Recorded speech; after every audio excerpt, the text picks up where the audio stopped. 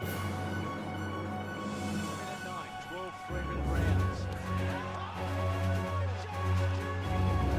the one and only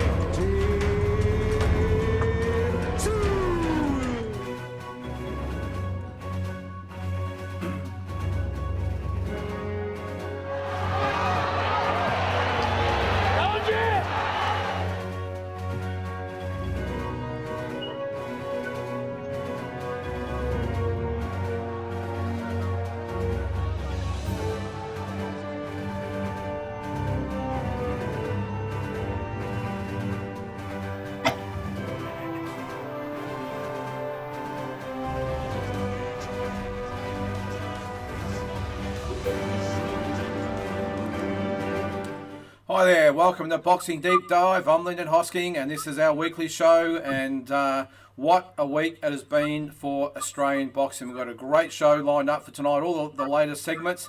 We might as well call it the George Kambosos show because pretty much all of it is dedicated to him. So I'm going to bring in my co-host, Grant Tassie Brown, Peter Maniatis. How are we, guys? Good, thanks, Lyndon. And as I said, guys, the George Kambosos, what a week for boxing. Pete, you know George and his dad well. I've said it again, what a week for Australian boxing.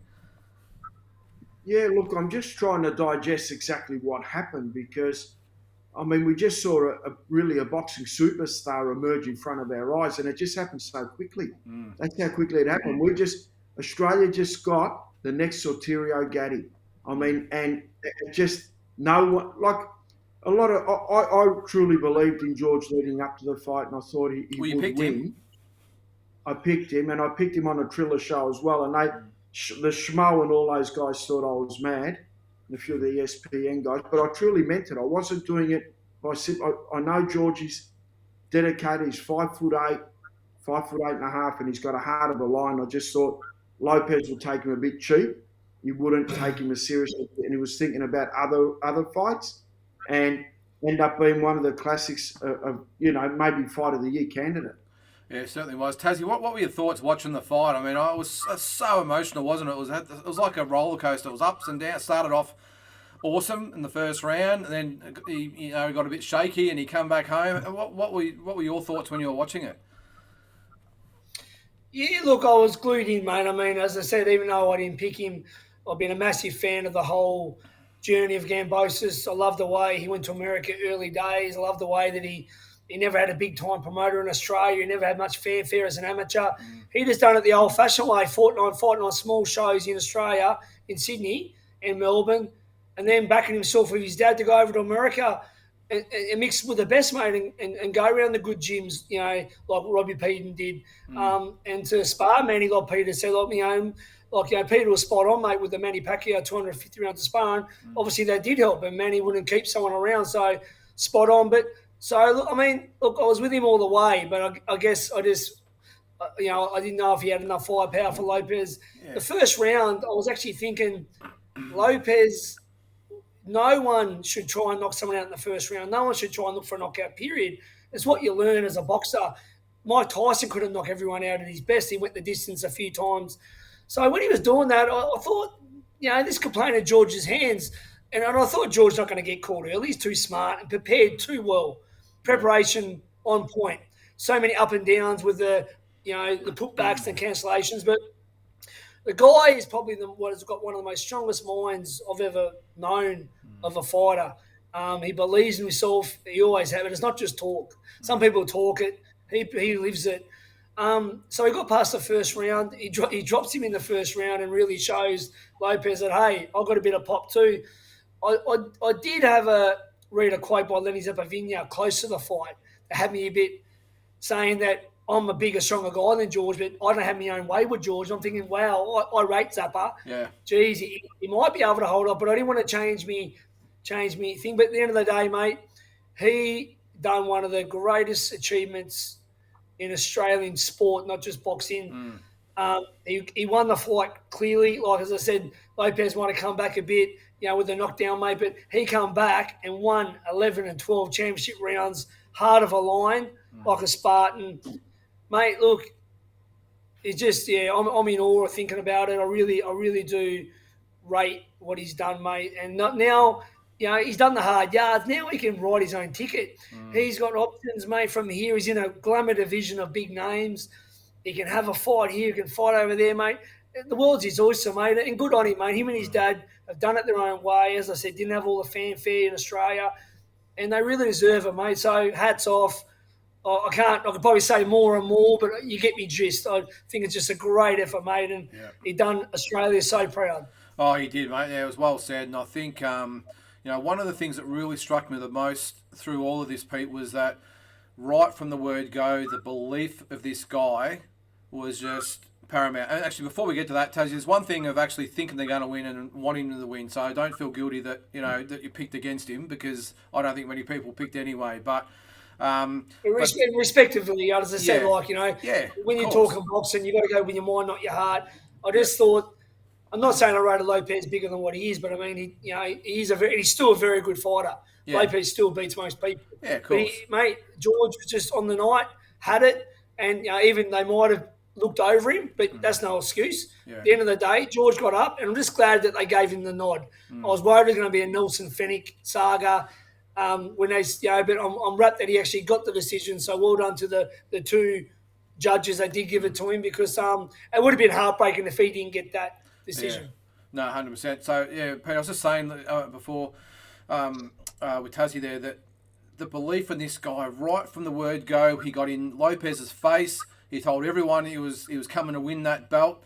A lot of people doubted him. A lot of people laughed at him, especially overseas. I think a lot more probably people in Australian boxing maybe gave him a bit more of a chance, but just the belief on this guy, it's something that you aren't taught. You can't learn it. You're born with it. No. And I just right from and I think to the point where in the last face-off, you could almost see in Lopez's eyes that Cambosis was for real, and there was no show. He was here to fight. Yeah, but you track George's progress. I mean, he just jumped on a plane. I remember I was doing a live Facebook at Manny Pacquiao's training camp, and Michael Cons was there, and Justin Fortune was there, Roach was there, and I said, why don't you get Cambosis as a sparring partner? And they all jested around. They said it's up to Cons, and I said to Cons, mate, you're crazy if you don't. George was on a flight within 24 hours, and he was sparring Manny for the first ever time. That parlayed then to George going to Brisbane and being part of the team. And I remember walking around in Brisbane with George, and George saying, mate, I'd fight, if Manny pulls out, I'll fight Jeff Horn. I said, but you're a lightweight. He goes, mate, I'll fight him at welterweight and beat him. He goes, I'll beat him. I go, mate, I'm not doubting that for a fact. I will not doubt that you can beat Jeff Horn. I'm a true believer in what you can do. And then, that parlayed to being on the undercard of Manny Pacquiao, but he did it the hard way. He was a walkout fight. Manny fought Lucas Matisse. The crowd had left. Yeah. Georgie comes to a walkout fight, and Sadie Terry's or Romanis. So we all stayed back. There's no one in the venue. We're all cheering Georgie on, and he did it the hard way. He never asked for anything. Then he goes on the road, he beats Mickey Bay, split decision. Goes on the road, he camps for 2 weeks in London before he fights Selby, because he had to do 2 weeks quarantine. Beats Selby, comes back, does another 2 weeks. He does 4 weeks of quarantine, doesn't blink, doesn't say anything. Gets mucked about by Triller. Mucked about for 6 months. You're getting big money. It's that day. He's got COVID. It's not happening. We're fighting someone else. They had to take him to court to actually get the fight. Then the fight gets moved into Lopez's backyard. I mean, this could not be scripted more. Might as well have it in his own living room. Yeah. It's in his own backyard. Yeah. George misses the birth of his son. He can't go to the funeral of his grandfather, George Sr. A lot of emotion. Doesn't get the backing of Australian TV. You said you haven't heard me swear, right, to go at main event. That was ridiculous that wasn't on. Shame on you, main event. Now, he's in a position where he's getting messages from Justin Kennedy, and because they're calling me up, and Angela bus driver, but they're not getting no response from Team Cambosis, because where were you 3 months ago? Yeah. Everyone could send a message to the winners. Yeah. There's 1,000 of them waiting. So I think now George gets to do it his way for the first time in his life. He's had to sell tickets and get percentages of ticket sales and do it the hard way. Now he's actually in a position where he would have become a millionaire off this fight, So he would have been able to pay off bills, do what he has to do. Now he can probably buy the car he wants, whatever, do whatever he wants, put a deposit on the house, because his next fight will be for big money. And we don't know who it will be against. I'm told it will be in Melbourne and in April, but you don't know. It could be in Sydney in April. Yeah. And there's no opponents picked. So, look. Why would they look at Melbourne for, Pete? The Greek population. You've got to remember. No brainer, brother. It's right over there. We can have it in Mount Maffin, Lyndon. Yeah, good call. I didn't even think of that. Greeks, mate. Yeah. Greeks. Yeah, it's Melbourne smothered with Greek, and now he's become a big name within the Greek. You're the best out of them, though, Peter. You're What's that? You're the best out of them all, mate. Yeah, thanks for that, Tassie. But I'm still going to be hard in the quiz, mate. Don't worry about that. I'm not. And you do it pretty comfortably too. Well, speaking of the quiz, that's coming up later in the show. Pete, I think you got last week. I think, Tassie, you've had a really good chance to get over it this week. So hopefully you put in a little bit better effort. We've also got the rest of Aussie news. Still a fair bit going on. I know it's all been about George Kambosos this week, but we've certainly got some other Aussie news going on and the world news as well. And obviously our talking points. Dominated again by George Kambosos because there's so much to talk about where George goes from here. So looking forward to that as well. So go ahead, Pete. That's one thing. I mean, with a talking point. Where does this rank? Because you've got Fenwick Azuma Nelson 1. You've got Constantine Zuzab Judah.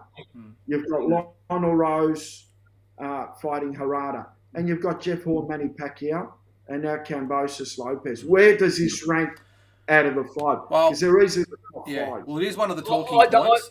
But I done a Facebook post the other day about that, but I'm happy to talk about that for sure. Yeah, well, it's in the talking points anyway, Pete, so we can go over it in more detail. But definitely, obviously, the top 2 or 3 of all time. I'm going to say one thing, guys. One thing just before we get on the others. Huge win, amazing. Because the thing is, but if Jace Maloney would have beat the Monster Nui, would that have been bigger?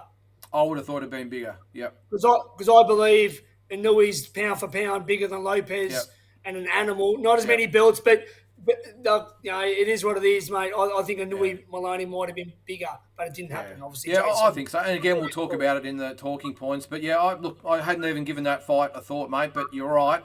I probably would have seen that as a bigger achievement. But look, I don't want to compare all these efforts because I mean, I don't know about you guys, but it was one of those occasions. To be honest, I wouldn't. Because Lopez beat Lomachenko. I knew he hasn't beaten anyone nowhere near. Well, we can discuss that at length a bit later. I can see Tassie's getting ready to retort there.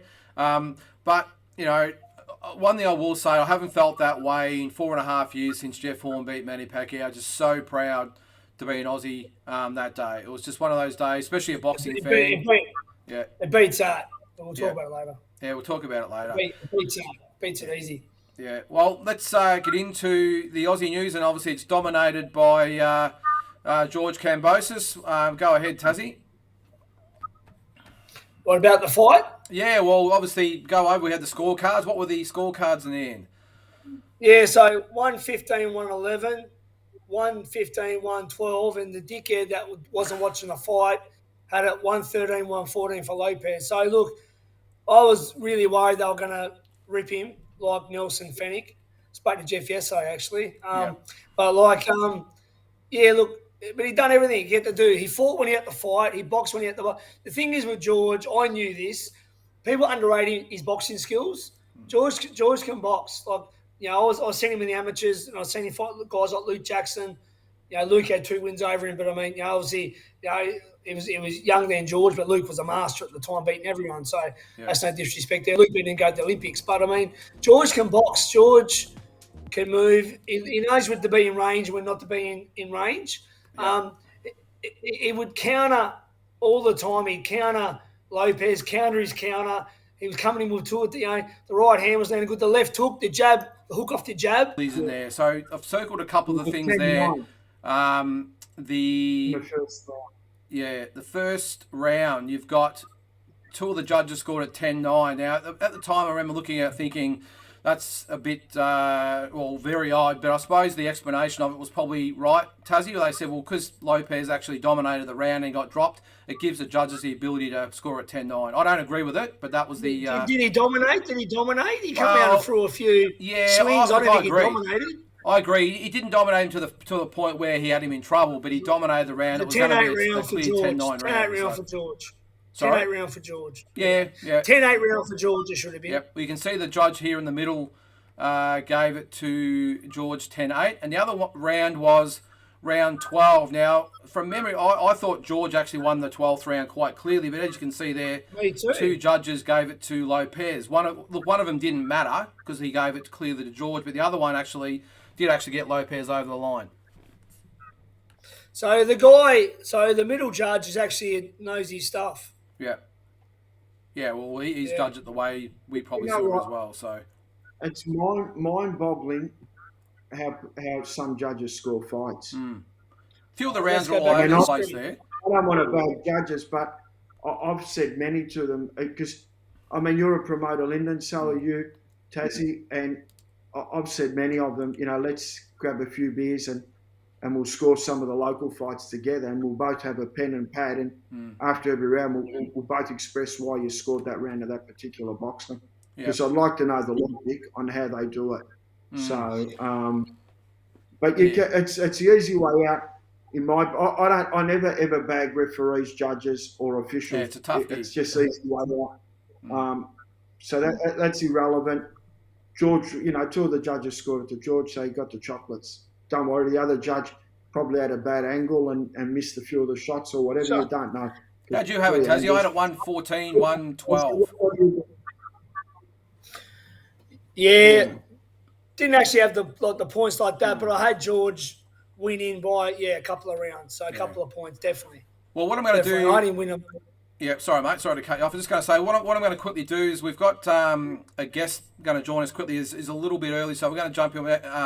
Get him to jump in now because I'd love for him to give us his point of view, and that is Steve Dillard from the Fortitude Boxing Gym. I'm going to bring him in now. How are you, Steve? Stevie. Yeah, good boy. Can't hear you. You hear us? Yeah, mate, I can hear you loud and clear. Can you hear me? Yeah, we can hear you, Stevie. Yep. Little bit of a delay there. Yeah, good. All right. Hi, Steve. Well, us Queenslanders have always supposed to be a bit slower than you, Mob. Well, it is judging by the time delay. What I'm going to quickly do, Steve, I'm going to just exit you out, and I want you to call back in just so we can fix up this lag, okay? Just hang on a second. I'm going to... Lovely. All right, just come back in there, mate. Sorry about that. One of my favourites in boxing, Steve Dillard, champion. Yeah, he's the man, Steve. So the reason we've got Steve on, of course, is he's got 3 or 4 fighters on this week. So hopefully he'll call back in a sec. Here he comes. And we'll get him in there. Steve, can you hear us better now? Yeah, mate, just as good, yeah. Yeah, slight delay, but that's okay. We'll just cater for that. Steve, you're obviously just looking at what we were watching there with the George Kambosos fight. What were your thoughts on it? Mate, spectacular. You can't take a thing away from him. He's the real deal. He's what every Australian boxer wants to be and aspires to be, and he pulled it off. Yeah, no, certainly did, mate. Well, we're obviously debating a little bit about the where it stands in the scheme of things, but I don't think any of us can argue that it was definitely one of the greatest Australian, not just boxing, but one of the greatest Australian achievements of all time. Mate, I remember Lionel Rose. I was a kid when he won, and that was spectacular on TV. I remember looking at the crowds in Melbourne. They came out, and you would have thought the Beatles were there. They got more people than the Beatles, and this kid's done just the same. He's done the same. He's knocked the champ off, not a portion, not the WBC champion or the IBO or the WBF or whatever you want to call him. He knocked the champion off. Yep. Yep, 100%, mate. Well, on to what you're up to. Now, big weekend of fights this weekend. Now, I was going to say you've got 4 fighters on. You've actually only got 3 now. No, I got 4 fighters on. 4. Have you? What happened to Connor Wallace? He's off? Yeah, Connor Wallace fractured his hand, so he's out till next year. Okay. Otherwise, he'd have been fighting Reynold Quinlan. Yeah. Yeah, well, we spoke about that a few weeks back. But, before I let the other guys have a question there, so we just want to get on. So we've got Django fighting Lucas Brown. We've got Benny Kite with a rematch against Andrew Hunt. We've got Ankush Huda, Yes. who's a tough boy from Melbourne, against John Akey, is it? I think I've pronounced that right. Yeah, you spelled that right, yeah. Yep. And who was the other one? Oh, Adam Copeland. On with Yeah. James. Yep. Yeah. So it's a pretty big night for us. It's actually in Fortitude Valley, which is our area, and it's at the Fortitude Music Hall. Yeah, no, good venue up there. Tazzy, go ahead, mate. You got a question for Steve? Hello, you Steve, my old mate. Yeah, good, Tassie. I brought you up when you were a boy up to fight up here in Queensland. You brought me up in 1998, mate. I remember like it was yesterday, brother, and we've been friends ever since, true? Yep, yeah. Yeah, young Daniel They Gill call fought the main event. Daniel Gill, me and Gilly were there, yep. They call you the mayor of Fortitude Valley. I wish they were paying me like the mayor of Fortitude Valley. I know. I'm sorry to hear about Connor Wallace, mate, because I know he's one of your boys and Greg's, and he's a great prospect, mate. And obviously Benny Kite's rematch and Hunt, which is, you know, I really like Benny Kite. He's just a working man's fighter. He goes to people's backyards. He's fought on a few of Peters and Lyndon's shows. He just gets the job done. And yeah, mate, you must be excited. How's he looking in the rematch, mate? How's he preparation? Anything different this time, or different game plan? Yeah, well, he's been able to prepare different on this one because he's had southpaw sparring. We've got, as you boys all know, we've got a Nush Hooder here. He's a former Melbourne fighter. So he's been able to get in plenty of rounds with him. And no, mate, everything's on camp. He's going to do his best on the night. There's no excuses. Good. Go ahead, Pete. Yeah, Steve, I was going to say, mate, it's a big kind of plus now for Queensland because you guys haven't really had a lockdown. So you've had a great run through this COVID thing where we haven't had breaks, and the rest of the states have been stopping and starting. So it's great that you guys are up and running. Where do you see Shannon Connell heading to now? Because I saw that she went with Glenn Jennings in a management deal. What happened there? Oh, well, mate, that's the way it is. Sometimes you just need to move on and get a nice fresh start. She's been with us for 7 years. And I'm sure Glenn Jennings and Matt Rose from No Limit Boxing will do their best and help her and move her along, and she'll be nice and fresh and ready to go. Would you still be She had a training good her? time here at Fortitude. We're all very happy with it, and it's all very nice, you know, and amicable. You'll still be her trainer, though, in the corner? No, that won't be happening. She's getting a whole new fresh start, mate. Wow, okay. Steve, on to the big fellas. Big Django Opalu, I hope I pronounced that right. Big fight against Lucas Brown. Was it the fight against Gullen that gave you the confidence to take him on, or did you have your eyes set on him before that? Oh, Lyndon, Django's a real fighter. As you know, as has been said, he's a working man fighter. He'll fight anybody and everybody. It doesn't matter. You give it to us. Django's a very, very special sort of a person, mate. He works 12 hours a day. He goes to work the next day after each fight. Doesn't matter who it is. All those big fights, and he fights for his family. And he's said to me, he's happy to fight anyone and everyone. So Lucas, good. Let's do it. Yeah, no, it should be a really good fight. Go ahead, Taz. You got one more for Steve there? How's Greg Eady going, mate? How's my old mate going? Mate, he's going like a house on fire. He never stops. Greg, he trains Connor, as you know, and puts him through his paces and everything, and going really good. Got all the kids and everything, and still coming to the gym every afternoon to train Connor. I would. You could probably tell us a few stories. Yeah, I've got some good stories of Greg going away to the Australian Oceanas, but he's a great guy. We keep in touch. We talk every few months. He's a good man, Greg. Good stuff. Pete, how's things going for you down there with the boys? Yeah, mate, we're going to be doing a show pretty soon, I guess, once it all opens up here. So we're pretty much everyone's excited to get things up and running. So Joel's got a fight at the end of the year. So, hopefully he just jumps back on the horse after his recent loss. And Faris is trying to get a fight overseas. Yeah, well, I'm not going to say anything about that. I've seen stranger things, but anyhow, we're not going to say anything about that one. But he's a lovely bloke, Joel. He gets into the gym from time to time. You would have thought he was a Queenslander, not a bloody Victorian. I think he's a Queenslander now. I think he's been up there long enough. He's crossed to the dark side. I think I don't sort of blame him with the weather and up there, mate. I've another one for you. The show on Saturday. It's a massive show, isn't it? It's a Super Saturday. They've built it, and I think it starts at, is it like 4 o'clock or 3 o'clock in the afternoon and goes all day.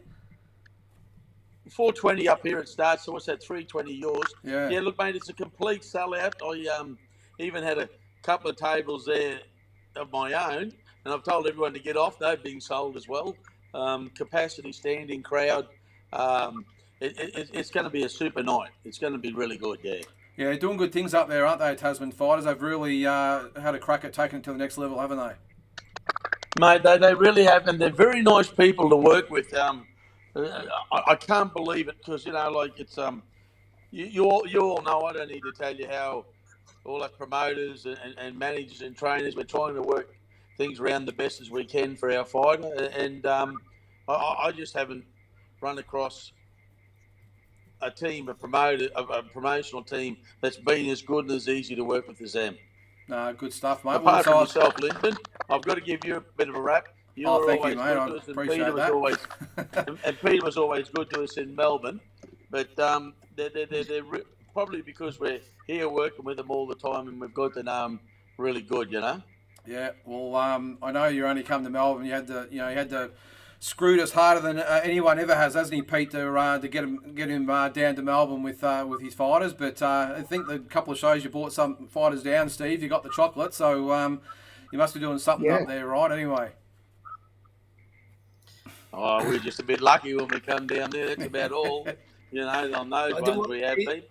It didn't have much luck against me that night with my boy Bo Belbin, though. That was a good night.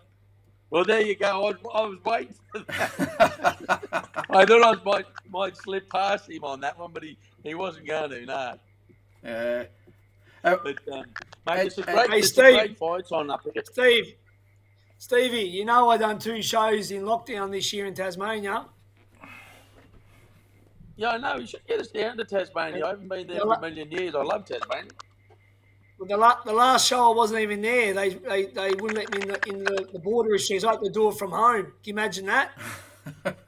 No, that's unreal. I didn't realise that. Via Skype or something, wasn't it? 950 people and I had to do it from Melbourne. Crazy. Yeah, it is. Now, mate, hey, listen, that's boxing. We're in a game that anything and everything can happen. And it never ever ceases to amaze me what can happen in it. Hey, Steve, Do you ever watch me and Pete's quizzes? Sorry, mate. Do you ever watch me and Pete's quiz? Do you ever see the quiz between me and Peter? Yeah, good on you. Toe to toe each week, mate. Hey, Steve. No. Hey, listen, you want to be careful of Pete. He just pokes around there quietly and then boom, he'll get you. Steve, just finally, mate, what time's the show start up there? Now, is it 6:30 on TV your time or our time? Oh, the TV fights. Well, geez, I don't really know, to tell you the truth. They just said 6:30 to me, so I imagine it's our time, so it'll be 5:30 your time. Well, I've said 6:30 Australian Eastern time, but obviously there's a couple of different time zones on the eastern seaboard at the moment, so we'll say it's going to be 5:30 our time anyway, so it should be a great night of fights. But mate, we're gonna leave it there. We're gonna let you go. Really appreciate you taking time to have a chat, mate. I know you're flat out there with the boys up there. Best of luck to the guys on Saturday night, and thanks for coming on. All the best, Stevie. Yeah, no problem. All really good to talk to you boys. Look forward to catching you all up. It's been a long time. Yeah. I want to get down there and get into some of that good Italian tucker again. Don't come to Yeah, Victoria, for sure. mate. Stay where you are. Thank you, mate. Yeah. Good to see you, Steve. Thanks, Steve. All right, then. Thanks very much. Bye now. Yes, Stevie. All right, that was Steve Dillard. Appreciate him coming on. As I said, he's been flat out up there with the 4 fighters. It would have been 5 if Connor Wallace had been on. So should be a ripper card. We'll talk about that more in a second, Tassie, with the other Aussie news. But we'll continue on with a little bit of the George victory from Sunday. I just want to play his interview quickly that he did after the fight. And then it sort of goes into his competitor or his opponent on the night. Let's just see the comparisons. IBF, WBO, WBA, WBC franchise, and Ring Magazine. What were you doing, guys, when he dropped him in the first round? Did you jump up and hit the ceiling like I did? Or? 100%. 100%. Sure did. Kambosos.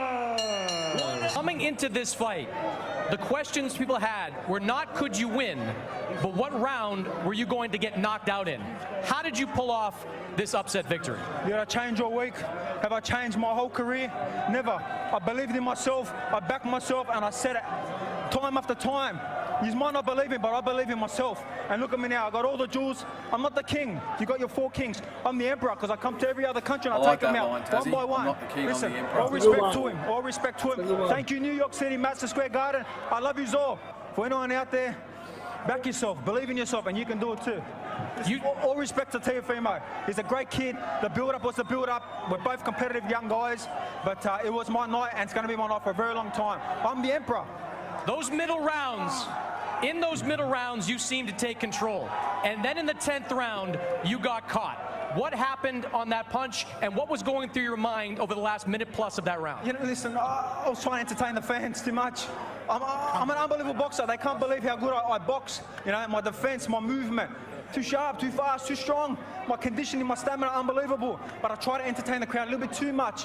Got excited a little bit too much. I got caught. Spoke really You know well, what? didn't he, Taz? What a warrior. Got back up against the odds. he always and still does, finished mate. the fight Really and won the next respect, round. Listen, this is for my kids, but my grandfather, George Kambosos, passed away 2 months ago. My family, my grandfather, I know he's in here in the ring with me right now. I mean, he said it. And my whole family, my family that's here, for everyone, you know, my father. When you got George, when you got back, My wife. when you got back into the corner after that 10th round, how hurt were you, and what was your mindset going into the last 2? I wasn't hurt. I looked at my team, my coach just said, Eddie nothing. Hearn sniffing Let's go around hard. there, The next 2 rounds, Peter. I'm going to punish I think this he kid. knows And I won what a the good next thing 2 when he rounds. sees one. No problem. That's the kind of fighter I'm a warrior. But listen, all respect to him. He's a great champion. He beat the great Vasily Lomachenko. But I'm the better fighter, and I told you I'll be better every step of the way. Is this, in your mind, the biggest win in Australian boxing history? Look at me. I'm the greatest fighter in Australian history, and that's no disrespect. I got all the belts. Hey, listen. Listen, you're a true champ. Forget the rest. You got, hey, hell of a fighter, but I won tonight, man. Everybody know that. The referee raised my hand. I won tonight. I don't care what anybody says, yo. I won tonight. Hey, at the end of the day, I've been Typical here, I've American. done that. I want to thank God. I want to thank everybody that came out tonight. Look, I ain't no sore loser. I take my wins like I take my losses. At the end of the day, man, I'm a true champion. I came out here, I did what I had to do, and I went out there and I did my best. Yo, I don't care what anybody says, man. I am as real as they come. And watch, this is the takeover, man. We don't stop. We keep coming. Yo, at the end of the day, man, I love you all. Shit. I won this fight. Teofimo, you believed coming in that you were going to be able to end this fight early. You get knocked down in the first round. What was your mindset going back to the corner? It's good. Good shot. All right. Time to wake up. Time to do the thing what I got to do. After that, man, it is what it is. It's boxing. But you know what, man? I know what it is. I know how these people work. Referee knew I won tonight. Everybody knew I won tonight. And I'm just thankful. Did you believe this was a close fight going into those last 2 rounds? No, I don't. I don't believe it was a close fight at all. I believe that at the end of it all, I scored 11-2. Well, 10-2. Yeah, You believed you won 10 of the 12 rounds? Yes, I did. Well, that's about all I can take of that, Pete. First of all, he said he's a true Yeah, don't champion. keep that going. Yeah. First of all, he said he's a And true don't, champion. and don't put his father on either. But Yeah. them interviews, they're a disgrace, mate. Yeah. They're Well, I was a just going to say disgrace. first of all, he said he was a true champion, so there's 1 strike. Second says he takes his losses like a man. I think he said there's 2 strikes. Another thing he said he won clearly 10-2, so there's 3 strikes. Have you ever seen? Well, I'm sure you have, but such a classless act by a defeated champion. Not as many. I mean, at that level, probably not as much. Most guys are really humble. Look, there's one thing I did have in George's favour going into the fight was that he's a bit older. Like he's 28, getting up near 30. This guy's still a kid, and it just shows. It shows in their preparation to underestimate anyone. I don't care who you're fighting. You don't underestimate any opponent. And I'm sure Matty underestimated Jeff. You know, they'll call him Joe Horn, the ESPN guys. They did too. But back to this fight. So his preparation by him and his dad was ridiculous. No excuse. The way they've been afterwards, the interview saying that he won it and only gave George a couple of rounds, and his dad by saying, like, just disgraceful, mate. It just shows typical Americans. I like going there, but a lot of them are fucking morons. Bad attitude, your typical Yankee, sore loser. And look, his dad's a goose, mate. Now, the instructions in the corner were woeful. Relax. Oh, but he should be out of there already. Like, what are you trying to tell the guy? To relax or to knock him out? They didn't think he'd be there still. And I'm going to tell you this right now. Like he's in a real tricky situation, Lopez. Now, it doesn't sound like he wants a rematch. If he's a real man, he'd want to win back the belts. I know there's no rematch clause, but if they put the money together and ask for it, George said, come to Australia. Yep. They're talking about Josh Taylor. Now, I'll tell you now, mate, he's not beating no Josh Taylor, even if he won this fight. Josh Taylor's a bigger guy, and he punches. He throws a lot of punches, mate. Lopez, I'm not saying he was overrated. I'm not taking the win off George, but he really showed, like, his maturity levels as a fighter. And I think a lot of fighters bounce back. I can't see him bouncing back and doing anything much. Well, not with that attitude anyway. No, 100%, mate. And I'm going to say one thing before I give Peter a chance to talk. You want to know who my most probably hated person in boxing is? Rolly Romero. I saw that. Now, he got interviewed and said that George is the shittest guy in the division, that no way did he win that fight. He's the easiest guy in the division. Who are you to talk about the guy who just beat Lopez? Yeah. Mate, you're a no one, Rolly, mate. You're not, look, mate, just a joke, just that typical American, just crap. They don't respect Australia. They never really have. Thank God that we've put a bit of respect on our names now with George. Just lack of class, mate. Lack of class. And anyone who thought Lopez won the fight, you're an absolute idiot. You don't know nothing about boxing. I don't care if you're emotionally involved or unemotionally. There's no way did George lose that fight. And that's it. And it just shows how the Lopez's are, mate. Yeah. And his old man's a moron. I heard he's got a serious cocaine habit. And it doesn't surprise me. What are your thoughts, Pete? And that's from a good source. That's from a very good source in the game. Yeah. Look, let's just go back to George's performance. I just think George took it away from him. George was sharp on the counters. George was punching between his punches, punching at the same time he was punching, intimidating him, pushing him back, not being, not for one moment taking a backward step. So he was doing everything you needed to do to win the fight. Some people go into a fight saying, I need to do what I need to do to win the fight. But the safety mechanisms inside their body, and they don't let go. They sort of, like, I hate to say it, but Skinny with Oscar Larios. Skinny had to let go. He didn't throw enough punches. Skinny could have beaten Larios, but he didn't let go. Yeah. Remember the first time? He knows that. And some people do that. They freeze up. Now, this kid, George Kambosos, a club fight, everyone was saying, he does this, he does that. He was like a guy that was having his first debut on a movie set, and he walks in, and you just say, that guy's the next James Bond. That guy's got it. He's made for the big stage. He's an action hero, and this is where it all starts for him. So he's made for it, and it's just going to get bigger and better. If I was managing George Kambosos, he needs now to maybe, this is just me, he doesn't need Devin Haney. He can now have a few defences, whether he lets go of a belt or two, so be it. Go with a loyal 1 or 2 belts and have 5 or 6, 7, 8 defences and become a superstar of the sport. Because he's just had wars, he's been back-to-back. He doesn't need to keep going in the back-to-back wars. He doesn't need to prove anything to anyone. And in time, he'll beat them all if they treat him the way he needs to be treated. But that fight will take a lot out of him. Make no mistake about that. That fight. I'll tell you what, Pete, I agree with maybe one defence or two, but George isn't that guy. George wants the best. He will want Haney. He will want Tank. He will want whoever. So, you know that about him. In hindsight, it might be the smart thing to do. And maybe one defence in Melbourne, but he will want the top guys. I think he's going to watch Haney fight, mate. So Yeah, he is. But mate, imagine him fighting in Athens. There's a big stadium in the Acropolis all lit up. he's got so many things he can do. The options are endless. He's trainers from Greece. He's head trainers from Greece that you saw in the corner. He's part of the Greek Olympic team.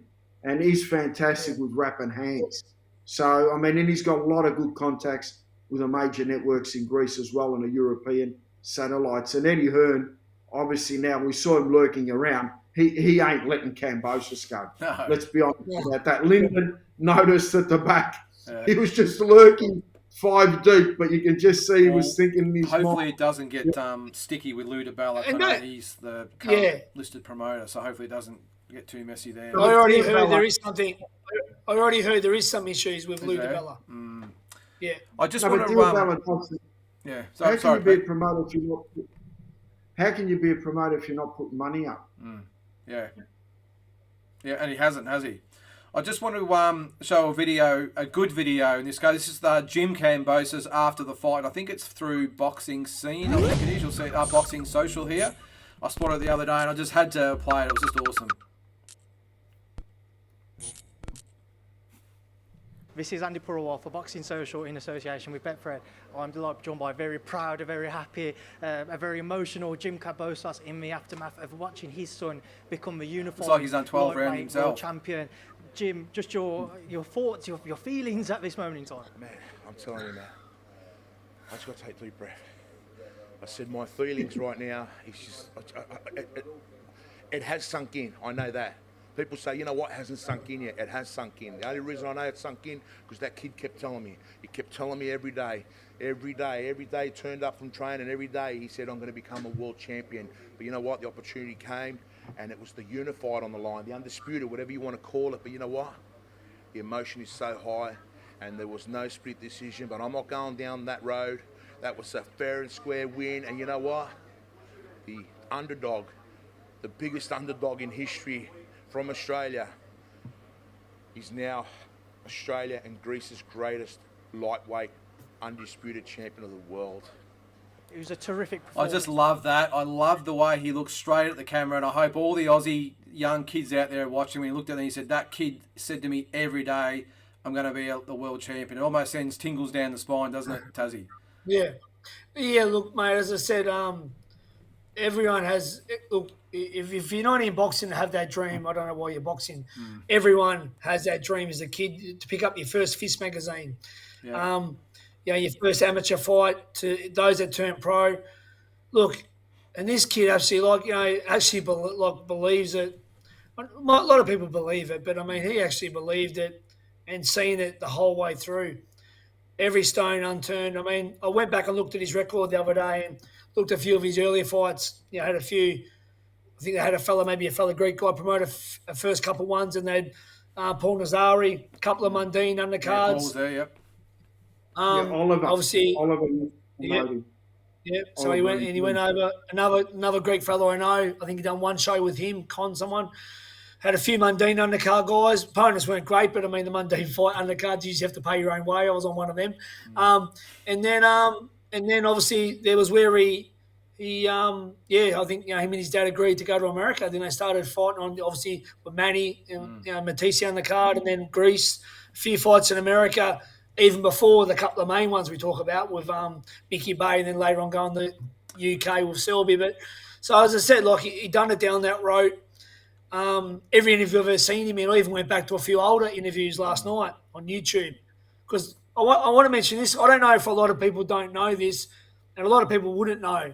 Do you know that he started his whole career with Igor from Team Zoo, don't you? Yeah, yep. Yeah, he started with Igor, and the breakup was, I'll tell you where the breakup was, during the Bella fight in New Zealand. Yeah. Because he drew he got Justin Fortune involved. So that's where the breakup happened. But then, well, when George was actually in Brisbane for the Horn fight, Fortune was his trainer because they were all staying together with Jimmy. Yeah. And I could see that the chemistry between Jimmy and Fortune wasn't there. So it wasn't a surprise to me that they were going to go their own ways. But getting back just to, I know it's all about George Kambosos, but getting back to Skinny Hussein, Nader Hamden, all these guys that had opportunities at world titles, that they were just as good and talented to win world titles. Skinny for mine, technically, was just unbelievable. I think he should have won a world title and multiple world titles for mine. Tell you something about Skinny, Peter. He wasn't a good traveller, and he says it. He admits it. He wasn't good travelling, holding the weight over there. He wasn't a fan of it. That's I had a good chat with Skinny and one of Lyndon's mates, Carr, the rugby player. Lyndon wants you to buy him a pair of jeans. I'll do that, Lyndon. I'll send him a nice pair. Former Melbourne Storm player, wasn't he? I think. Fox. But he wasn't a good What George did, I mean, maybe the fact that he fought Selby, he fought Mickey Bay, and he's travelled and sparred Matty and fought on Matty's undercards. Don't forget too, Pete, that he dipped the toe in the water with Duco at one stage as well. I remember being in New Zealand when he fought Camille Bella over there on the Joseph Parker undercard. Yeah, so I mean, look, he's done it the absolute hard way. I mean, this guy has sold tickets, got his percentages, and done it just like every other fighter does.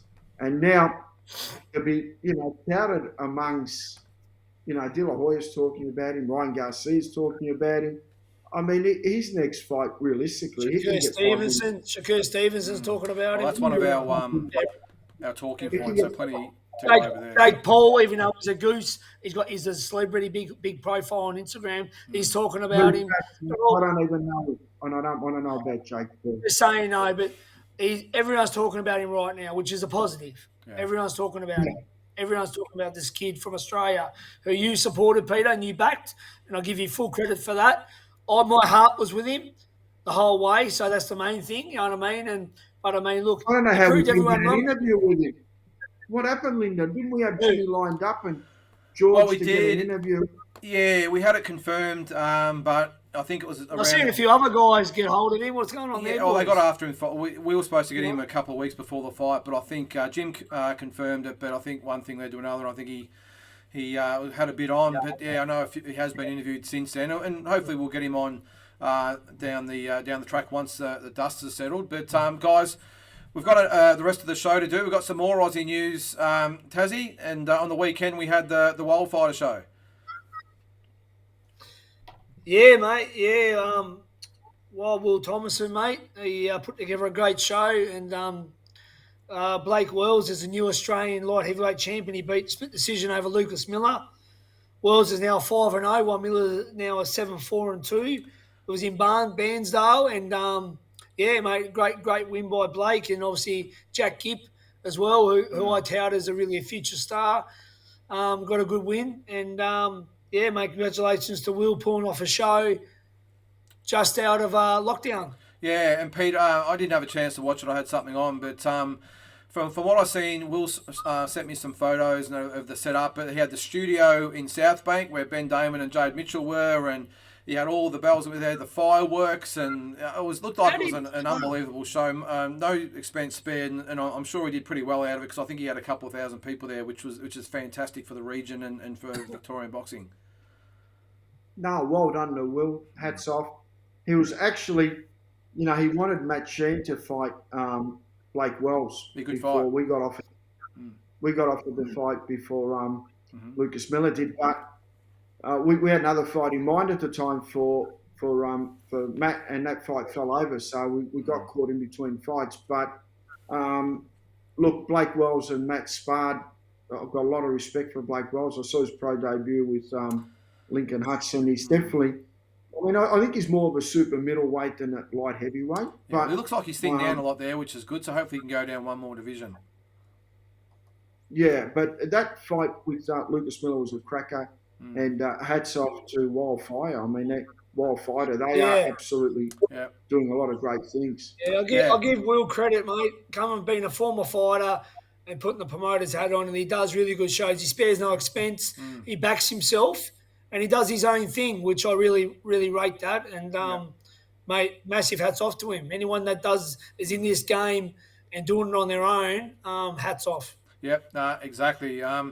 As we mentioned with Steve Dillard before, it's Super Saturday this Saturday in Queensland, and look at that card, Tassie, unbelievable. That starts at 3 o'clock our time, goes all night, but what an unbelievable stacked card. Yeah. I mean, there's a few good fights on there. It's not the greatest card I've seen, to be honest with you, but just good even matchups. Yeah, there's some good fights on there. I mean, Kite Hunt rematch is good. Coolwell, Zelensky, Django Brown I have no interest in whatsoever. Hardman will kill Stowe. Opataya Russell, that's a bit of a mismatch. I don't know the girls. The girls, yep. I don't know the girl. I don't know them at all. Okay. Hunter Sam, he's had better days. What a crap card. It's not a crap card, but it's not the best card. Good luck to him, but it's not. Yeah, it's not. You know, I'm not going wow. You know what I mean? But good luck to him. Good luck to anyone that puts on boxing, obviously. You know, but but let's call a spade a spade here, guys. The promoters can't fly people in; they have to quarantine before they come into Queensland. So he's basically had to really tailor with what he's got, and Mick Francis, nice guy. I've spoken to him on the phone a couple of times. You know, that for what he's got, he's done well. I mean, Dana Cornwell. 100%. That's all you can do. It's all you can do. And obviously this card. Yep, this card was supposed to obviously be split over 2 nights, but they've put it together for one night. On the same night in Queensland, Ace Boxing card, and one of your good friends on the card as well, Tassie. Yeah, mate. Lukey Woods is on. Let's go with the main event first. So this is the more of the cream of the cream show. By my good friend Angelo Carlo. Flanagan versus Mason, that's a hell of a fight. I mean, a guy's fought for world title. Mason is a big raps ever since I've heard of his name mentioned. He's got big raps on him. So for the cruiserweight title, Tyson Best versus Luke Woods over 10 rounds for the Australian and Australasian super welterweight title. That's a cracker. Luke Woods goes everywhere to their backyard, fights anyone, beats most of them. If he doesn't, he usually has a close decision loss. But I mean, Tyson Best, obviously a very good fighter. I wish Luke all the best, and I think he'll pull it off again, Luke. I think he's backing up so fast after the last fight is really good because, as I said, inactivity kills fighters. To stay active is awesome, mate. So this is this is a big show, mate. Very, very big show. Yeah, no, it should be good and all the best. Ace Boxing up there, and I've put this one up because we sort of have to for the rest of the card. But Gallen now fighting. Who is it, Tassie? Is it Darcy Lusick? I think I've got that right. Tell us about it. Did he play cricket for Australia, that guy? Did he play cricket or table tennis? I'm not sure. No, look, no idea who he is, mate. Not that I'm a massive rugby fan because I'm from Tasmania where we don't even know the sport. Yeah. But I like Gallen, as a bloke and what he's done, what's he's doing for boxing. I said I'm not against any of this. Yeah. As I said, it builds a platform. Timmy Zoo was on a mini undercard of Gallen and a lot of guys that come up on the Gallen. He probably won't be around much longer, but while they're being seen and fighters are getting on the undercards, I've got no problem with it. I don't care about money. If you moan about paying this, well, don't pay it. Don't fucking watch it. But, good luck to the guys. As I said, I've got no problem with it all, mate. No limit, leading the way in boxing.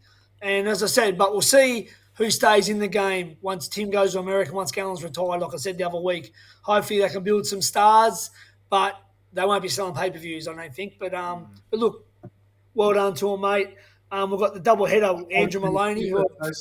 I tend to differ. What's that? I think Nikita Zoo will take over from Tim. I'll make a statement. I think Nikita will be a better professional than Tim. Well, we'll put that on the. Are you going to say he's going to be? Are you going to say that he's selling pay-per-views like next year or what? No, I'm saying in the next. It'll it'll probably take him 3 years. But I'm saying that's what I'm when he saying. gets Well, the if they're still fights- around if they're still around in 3 years, that would be great. But as I said, pay-per-views are pay-per-views. You know, once Gallen's gone and Tim's in America, who's doing pay-per-views? What they've fighter? got Garside. They've got Garside. They've got Not selling pay-per-views in the next 3-4 years. What's I'm only being a realist. Like, you know, I'm just saying, not many people capture the minds of pay-per-view. That's all I'm saying. Well, that's another talking point, of course. But 3 2-minute rounds. That's probably the one thing I'm struggling to get my head around. But No, you're kidding me. 3 2-minute rounds. Yeah. I didn't know that. Yeah. 3 well, I don't rounds. know. Look, Like let's the talk. rest of the Andrew show. Maloney's fighting. Andrew Maloney's fighting Froland Saldar. They'll headline the Tuesday card, while Gallen will now fight on the Wednesday. So Andrew Maloney, we all know and love, he's back on course, and a win here will see him back into a world title contention. And Andrew is a true fighter. Like Pete mentioned before about George doing all the quarantine, well, so is Andrew and Jason as well. They've quarantined before, after, 6 months of the year quarantining. Real fighters go to backyards as well and fight the top guys. And Andrew Maloney, massive fan of him, and looking forward to seeing him. Garside's on the undercard. Garside's been sparring some mates of mine. Yeah. Paul Fleming the other day, and today I think Billy Dibb at Body Punch. Billy Hussein and Johnny Lewis together, two of the greatest trainers in history together in the one gym. Garside's getting the best sparring. He's got a good team. My good friend, baby Peter Matreski, manages him. So he's going great guns. So, I mean, Garside's, you know, he's got all the talent in the world. And what they say, he's not going to be much of a pro style, but I think he's got all the skills. And if you've got getting looked after with a good team, I think he'll go very far. So good luck to Harry and all Babe Matreski and Johnny Lewis and all the crew. Yeah, no, well said. So that's Tuesday, December 21 and Wednesday, December 22. So we've got nothing on Christmas week. Plenty of viewing there. And I've got one more thing on there that's not on the run sheet. Peter will be in Russia. Peter will be in Russia. It's been delayed till February now. Oh, okay. Oh, he'll be away for my birthday, Peter. Yeah, it'll be put back till Feb. All right, so one more thing on the run sheet here. Pete, you touched on it last week. Michael Zarafa, Isaac Harbin has been confirmed for April the 6th. It's actually a Wednesday night, so I'm assuming it's going to be either on Fox or on maybe main event. I don't know. Sam LeBruna, in conjunction with DNL, will be putting this show on. As I said, Pete, you broke the news last week, so it's massive for Aussie boxing. Yeah, great fight, great chemistry as well, because both of them are at their peak as far as performance goes. There's no waning in either one of them. I don't think a loss is going to hurt either one of them, but a win's definitely going to boost their career. And it's going to be a real hard fight to pick. I know a lot of people think Zarafa, and Zarafa will probably go in as a favourite in Melbourne, but Hardman starts fast and starts hard, and he's really a live opponent here. He's no sleeping underdog. I mean, Hardman, he comes to fight and he definitely hits hard with both hands. This is going to be a very interesting test for Michael Zarafa. Whereabouts is this fight at? Melbourne or Bendigo? Melbourne. Melbourne. In Melbourne? Okay. Do you know what venue, Pete? I know Sam was looking at Festival Hall, but they're very hard to deal with. So that was one of the venues, Festival Hall. I mean, a fight like this, where do you go? Do you go to Margaret Court Arena? Do you go to, there's a few little, you'd need a venue. There's that place, the Netball Centre up at Carlton, that fits about 4,000 or 5,000. I'd be really interested to see whether they can get 4,000 or 5,000 to a Zarafa Hardman fight. I don't think so. Hopefully they do. You're a pretty good judge. What would you cap it at? I would think a couple, maybe 2,500 they might be able to get. Yeah. But, it might be proven wrong. I think if they had went to Benio, look, maybe if they had went to Benio, it wouldn't have been too much different because, I mean, last time, obviously, it was Jeff Horn was the massive factor and then Mundine the last one. So, but, look, Zarafa's obviously a name, a bigger sort of name. Love him or hate him, he's a big name in Australian boxing now, so maybe the publicity he's got will sell more, but I'm thinking maybe, 2,500, but what do I know? But the main thing is... I disagree with Pete. I think if Zarafa loses, that's a very big career-defining moment if he does. Where Hardman probably could still come back from it because he's not really. Zarafa's got to be a heavy favourite in this one, like given credentials and that. Even though I think that would hurt Zarafa losing to Hardman more than Hardman losing to Zarafa. Yeah, well, I think it's a classic case too of really having no one to fight, have they? So they've got to fight each other, Pete. Oh, Exactly. hats off to him. Hats off to him, mate. Like, You know, it's not going to help Zarafa. Yeah. All right. Before we get out of the Aussie news, well, this is the last part of the Aussie news. I want to revisit the top 10, and we have the new number one Aussie Australian boxer is George Kambosos. With all obviously due respect to Tim, and it's interesting to think, Tuzzy, that in another maybe 6 months' time, when Tim finally gets his chance at unified winner, we could possibly have 2 unified world champions out of the one country. Just it would be amazing. Well, yeah, mate. That's definitely a possibility. I mean, if Tim, Eva, Charlo, or Castana, whoever wins, and then if they fight Tim and they don't drop any belts, well, then he will get his shot at the same thing, all the belts. So, I mean, very good chance of having another undisputed fighter in Tim. So, I think he's up to it. I think one more fight's going to suit him perfectly. I hope it's on down the card or one of them guys. But look, mate, 100%, you can't go, wrong with George. Number one, he just knocked off the fucking, the undisputed champion. Tim still stays there. Jason Andrew, I agree with, and Jai Pattaya. The first part of that list, I really do agree with. Yeah, it's hard. The last 5, you could probably throw a few names up in the air, but I think obviously Tim, a clear number 2. Jason, I think, has got massive news about to drop. And he's, of course, fighting Saluda. I think that's what his name was. So he'll progress. And Jai Pattaya's got a massive opportunity as well. And you'd think that, the winner of Zarafa and Hardman would probably go up to that number 6 or maybe even number 5 spot, depending on what happens with Jai. But as I said, I think we've discussed it the last few weeks anyway. I think those from 6 to 10, you could probably throw a blanket over probably a dozen different names to put them in there. But I think the top 5 are a pretty clear cut. Well, that's it for the Aussie news. We've just got a couple of things to go over with the world news, Pete. And that is, again, it's the night of George Kambosos. 2 potential opponents will be named this week after these 2 fights. Yeah, we saw Tank Davis and Cruz, and also Haney's fighting Diaz. So that'll be it's going to be pretty interesting. Yeah, look, Haney's very slicky, smooth, and Diaz, he's going to come to fight. It's going to be a very interesting fight.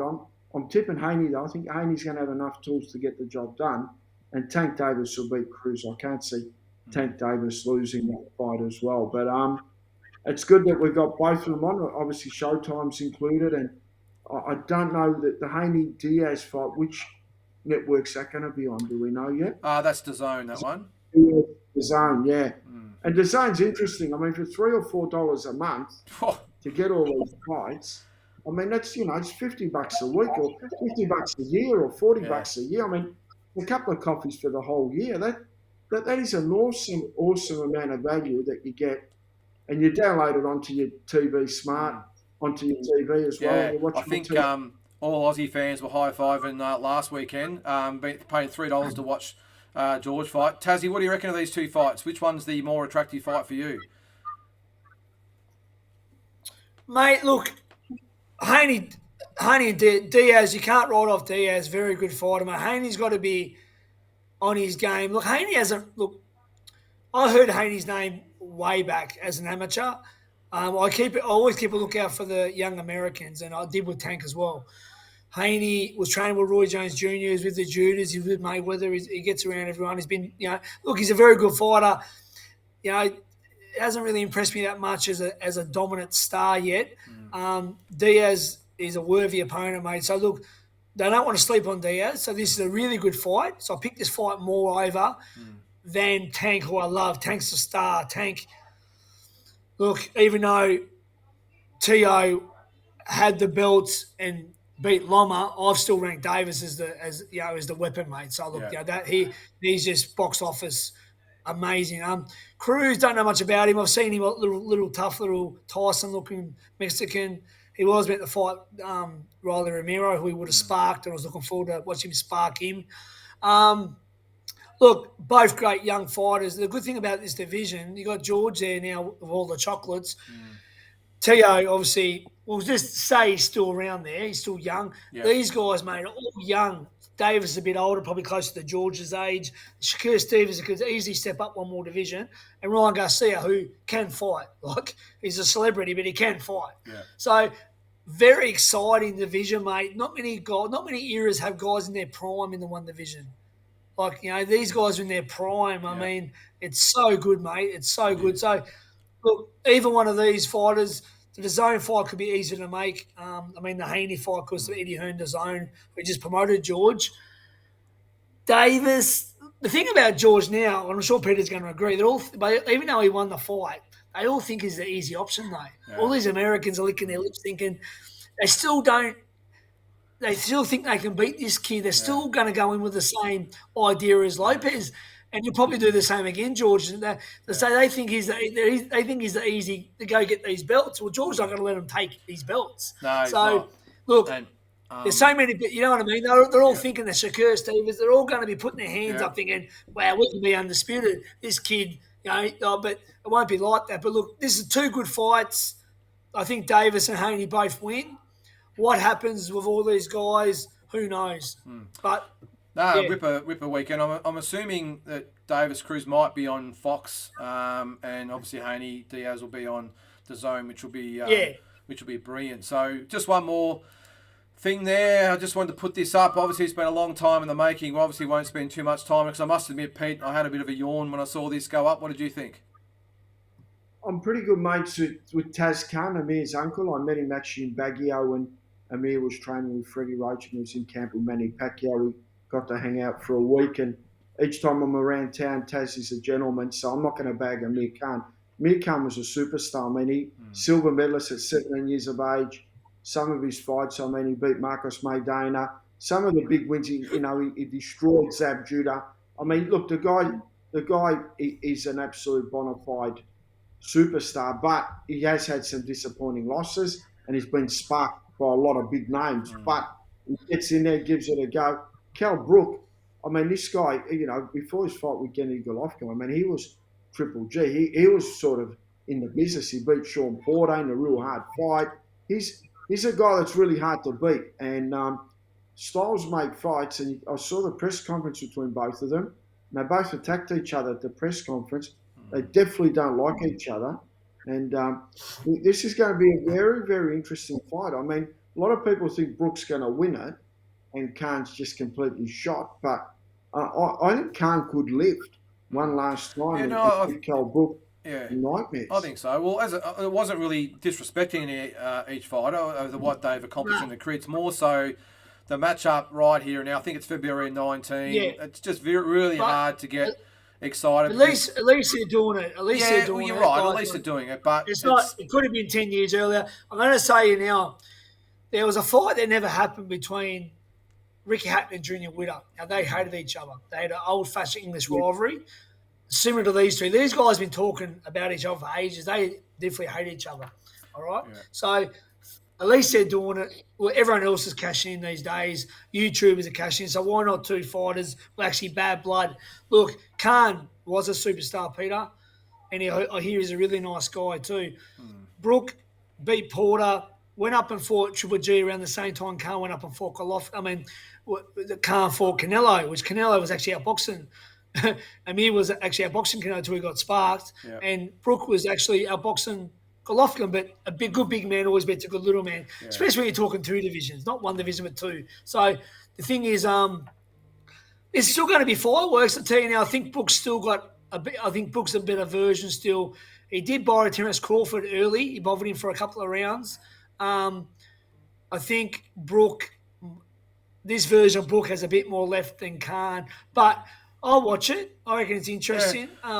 Great fighters, and Yeah, and I'll watch it too. And probably the more thing is for me is that why I said it's a bit of a yawn for me. Is no disrespect to what they've both achieved, but the fact that Khan's effort against, or probably both their efforts actually against Terence Crawford, as good as Crawford is, I thought they were both really not up to stand in those fights. I know Khan boxed okay, but very average. and Brook it didn't really take much for him to get for Crawford to get him out. Oh, look, I don't know.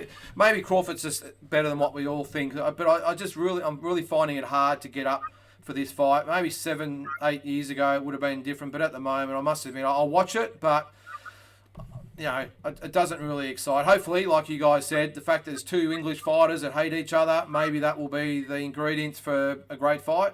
Hopefully so. Look, hopefully they'll get one last big payday and good luck to them. End of the day, it's a business, so good on them. So that's it for the world news. Now, Tassie, I know you've probably got a bit on your mind at the moment with your tirade. How are we looking there?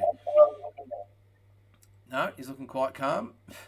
I've got a little bit. What we might do, I want to jump into the talking points because I've got a feeling you might have. Let's skip the tirade tonight. Because I think the talking points probably will be a little bit tirade-ish anyway. So I'm just gonna be quiet, let you guys have your say. Let's make a bit of a pact. We aren't going to debate or argue it. We're all going to have our say, and we'll move on. It's just a talking point, not a full-on debate. I can't make that promise. I can't make that promise. Me either. All right, let's get into the talking points. We've got 5 different subjects to talk about. They're all pretty much George Kambosos related except for one. So, Pete, we're going to have 2 minutes. I'm going to give you first crack at it.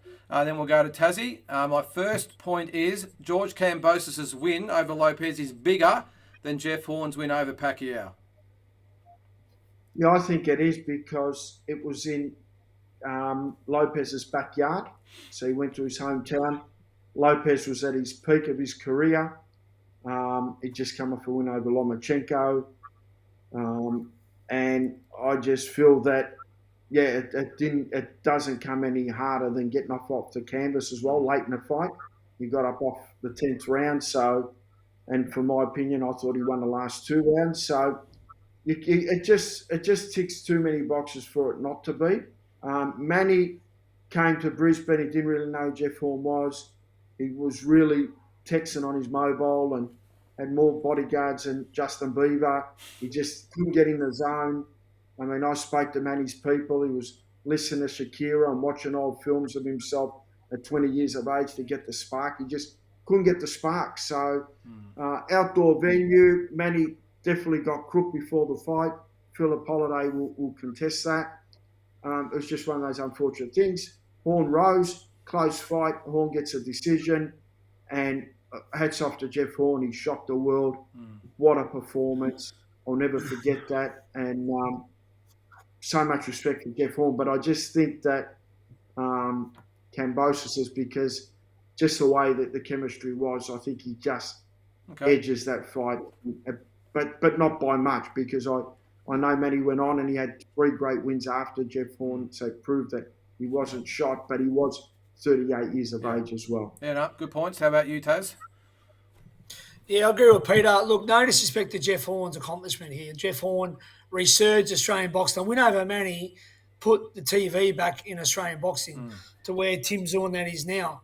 So, like I said, no, by all means, no disrespect on Jeff Horn's win, Australian defining moment over Pacquiao, the legend.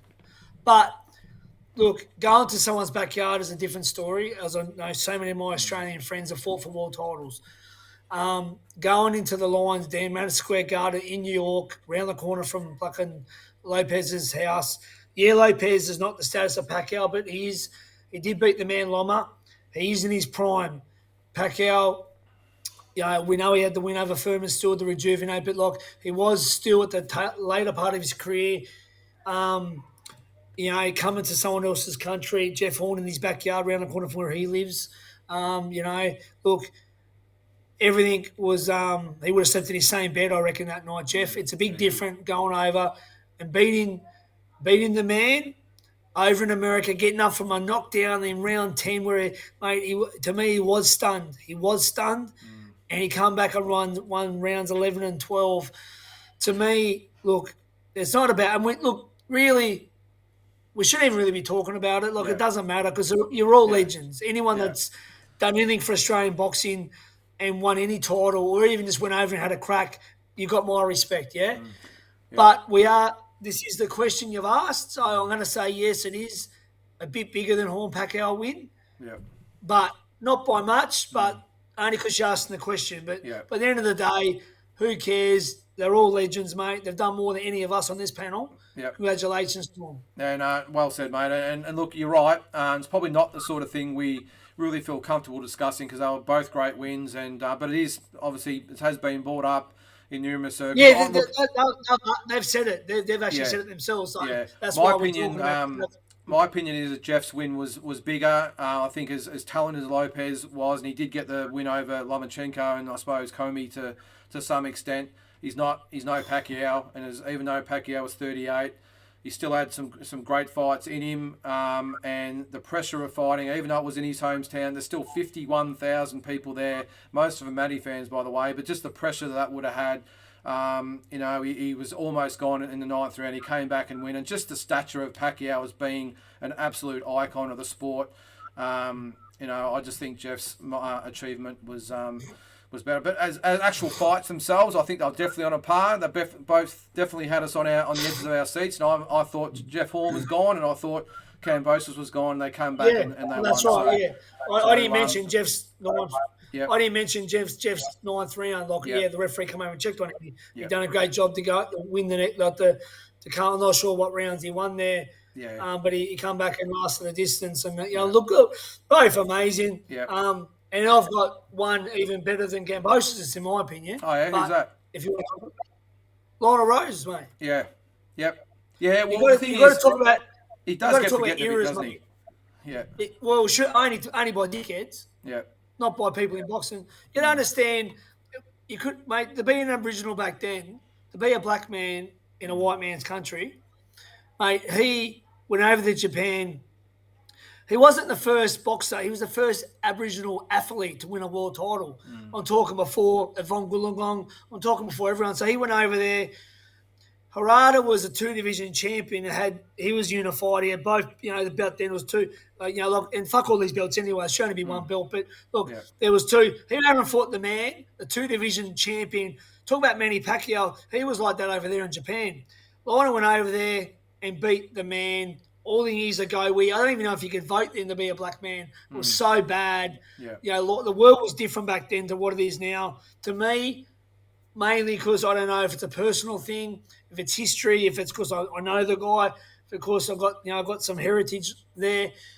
I just always think nothing will ever outdo Lionel Rose beating Harada. But all these are bloody close. This is a bee's dick from it. And one fight I would definitely put in there in the mix as well, even though he didn't actually get the win, was Jeff Kazuma Nelson the first fight. I think he got ripped off line. That achievement. Remember who Nelson was. That would have been equal 1 for me. But I spoke to Jeff yesterday about it, and I said, mate, look, you won that fight. You got to realise who Nelson was. And no disrespect to Lopez, he's no Zuma Nelson. He's no Zuma Nelson, mate. Zuma has already been there and done it. Where was Zuma during that fight on the pound for pound list? Was in the top 10? Top 5. Do you know? I think he was about 7 or 8. Was he? Now Lopez. Yeah, well, Lopez was number 6 before this fight. Well, it depends on what list you're going by, though, Pete. It's pretty subjective. You can't really take Lopez. I don't think he was number 6. No, but you got. But I mean, look, I'm not getting. Yeah. Who would be the top 10? I mean, he's got to be right up there, Lopez. I know he beat Lomachenko. It was obviously massive, but I mean, you've got obviously Fury and Inouye and Canelo and Crawford and even Spence and I mean at the time Pacquiao. I mean I know he's out of it now, but I mean I don't know. Look, end of the day, let's just say it was top 10. Let's just say it was top 10. Yeah, but Zuma Nelson, mate. Zuma Nelson, you got to look. A couple of losses to Salvador Sanchez, Penal Whitaker, but then he come back and he beat so many legends, mate. I mean, look, if you talk about the time they fight someone, the Zuma Nelson compared to Lopez, but look, in the day, not taking enough away from the win, but Jeff Fennick's definitely up there. Yeah. Look, I don't think Jeff won that easily, so it's not a debate. Yeah, I had 10 rounds, maybe 9-3, but yep. I agree. So that one for me was a crucial. The only thing I don't say. Look. You can't knock George and his dad for what they've done the other day.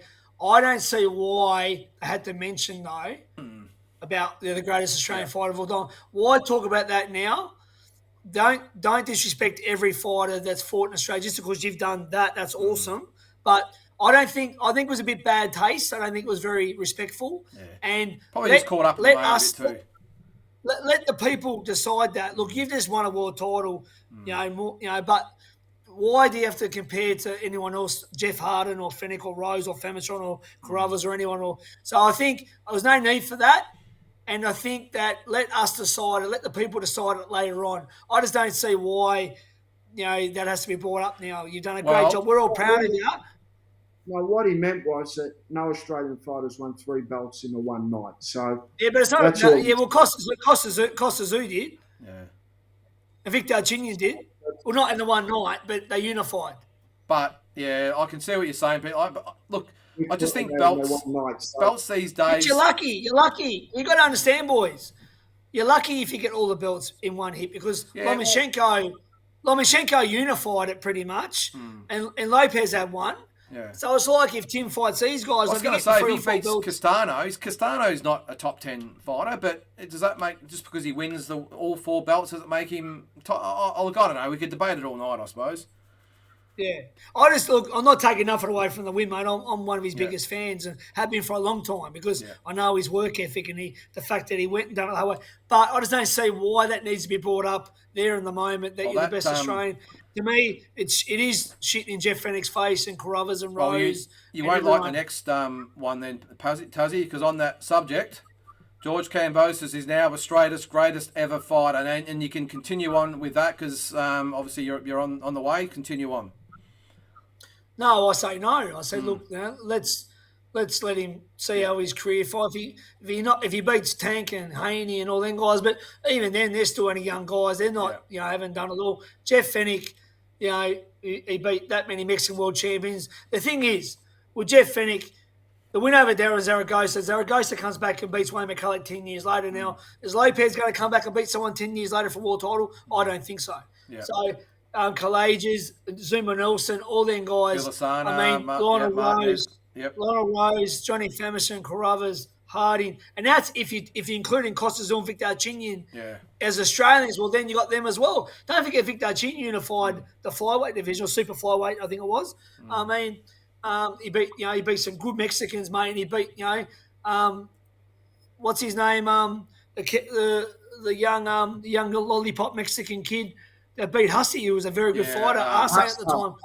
Then you got Costazu. I mean, look, let's not too carried away. Listen, there's nothing to do with his win. He's done amazing. There's no need to be us to be saying this, but they're saying it, so I say no, he's not. Yeah. And we might look at it in a couple of years, but at the moment, are you saying Jeff Horn's the best after beating the legendary Pacquiao? No, yeah. No. Right. So I don't think so. I think it's disrespectful to talk about it, and I hope they come back and get off this subject because there's no need for that. Yeah, I agree. Pete, quickly. Look, it's the start of a career now in that next kind of level. So let's wait and see what. It's too early to judge. So, Jeff's career's over, Lionel's is over. Let's just wait to see what the body of work Cambosis can do over the next 2 or 3 years before we judge who is the greatest and who isn't the greatest. And look, he done fantastic for Australian boxing. That's all we can say. Yeah, no, exactly, mate. Well said. And I think, I'm with both of you. I don't think. I think they might have maybe just got caught up at the moment a little bit. But I think more than anything, legacies built. You don't get it off one fight. You obviously get a lot of kudos off one fight, like Jeff Horn did. But I think you've got to build a body of work over a long time, and there's no one that did that better than obviously Jeff Fennick. So I think, and obviously all the others as well. There's too many of them to name. So who knows eventually? But at the moment, I would definitely say that is a no from me as well. So on to number 3, we briefly discussed it before. Tassie, who should get the first crack at George Kambosos? Pending this weekend's fights, obviously. I think if Haney wins, the fact that he's got this WBC belt, which, as far as I was concerned, Lopez had them all and George has them all now. But the fact that he apparently holds on to the regular WBC belt or whatever it is. Has he got a WBC belt at all, mate? Did he actually get it? Because the WBC chick was the first one behind him putting the T-shirt on him, so what's the go? He's got the WBC title. He has. Okay. Who? George got the franchise title. Yeah, but look, Haney's known as a WBC. Haney's known as a WBC champion. Yeah, okay. Yeah, but George is a franchise champion. And let's not get into franchise versus regular champion. I don't want to hear it. But look, listen. They're all talking about Haney as the WBC champion. That's the way it is. Okay. The fact that he fights with Eddie Hearn on DAZN, George just fought on DAZN with Eddie Hearn. Eddie Hearn's obviously chopping his lips. He's licking his lips over this. I think Haney should get it to totally unify the belt so there's no question franchise or regular. So that way whoever wins will have all the belts. Do it in America or Australia. I think Australia. Yeah. And then, so I think that's a no-brainer. I don't think Tank's going to get the shot. Shakur won't come up yet to lightweight. I think he'll finish super featherweight and finish guys there. Ryan Garcia, you can't sleep on him. He can knock anyone out, but he hasn't earned the right yet to fight for it. And who else is there? Yeah, Tank. Look, yeah. So I think it's Haney, hands down. Don't forget Loma. Loma fights. Now I'm going to say this: the Japanese guy gave Lopez fits. I watched it fight the other night. He gave Lopez fits, so he destroyed the Jap in a few rounds. Now he's fighting Comey. If he gets him out of there quite easily or even beats him, Loma's right there again. And don't forget, Loma made that a close fight later on after not throwing a punch. Obviously, I'm not into injuries in fights, but obviously he got surgery straight after it, so must have been something up with that. So I put it down to Loma's there as well. Can you imagine Loma versus George in Australia? Yeah. Be like bringing Pacquiao. Yeah, it would be. It would be massive. Pete, I was just going to say, I just get a feeling, and you might know better than all of us, obviously, because you know them, but I just got a feeling that if all of them are lined up, I've got a feeling George would like Lomachenko. He'd like that big scalp out of all of them. He's always wanted to fight Lomachenko. That's a guy who's always wanted to fight. So I'd say probably you're right too. If you had to have a choice out of all of them, it would probably be Lomachenko, then Haney out of his order. Baltimore will be... Yeah. It's up to Dan Zen or the promoters, whoever's got him, Diabella now. More will be revealed this week. Pete, while we're going, I'll stick with you here. George Kambosos would get 80,000 to a title defence in Australia. This is again by what the guy said afterwards. What do you think? Have to only be in Melbourne because you got 500,000 Greeks, plus you got the boxing public, and he has made it. He has hit a raw nerve with the Greek population. He's a proud Greek Australian. And, no disrespect for no Australian people. Once you become successful, so I'm Greek Australian. That's not being disrespectful to Australian people. I mean, I'm half Greek, half Australian. Yeah, I'm not a fan of that when the ethnic guys do that. My mum's born and bred in Australia. She's from Perth. She's 100% Aussie. I'm half Aussie. But I respect both sides. I mean, there's always a heritage, and you always got to respect your heritage. Like the Aboriginal people. They don't say we're Australian, they start mentioning their land. So, he's from Sparta, that's where his origins are from, and he pays respect to that. So, full respect, but he's also a proud Australian who's born here. So, I think 80,000 people would be interesting at the MCG. It'd have to be at the MCG, it'd have to be promoted, have to be a big sunny day. We'd probably get 60 or 70,000 people. I never heard Jeff Fennick say anything about Malta when he won his fights. He was always saying Australia, you know what I mean? So that's just being honest, though, true? Yeah, that's a good point. Jeff never mentioned that he was more, What's that? It's got nothing to do with it. Some people are happy, like some people aren't, he connects to being an Oz. Some people connect to their heritage. Well, it does annoy me, though. It does annoy me a bit. It does annoy me a bit. Every time someone from another country does well. But does that mean Aboriginal people can't go back to their heritage, which is their land? I have Aboriginal in you, actually, so... Let's stick to the point here, Tazzy. Would he get 80,000 to a defence in Australia? Depending on who he fought, I know it would have a big bearing on it, but do you think he can draw 80,000? Let's say he fights Lomachenko. Can he get 80,000 to the MCG? 80 is a big number. I'd say no, probably 50 or 60.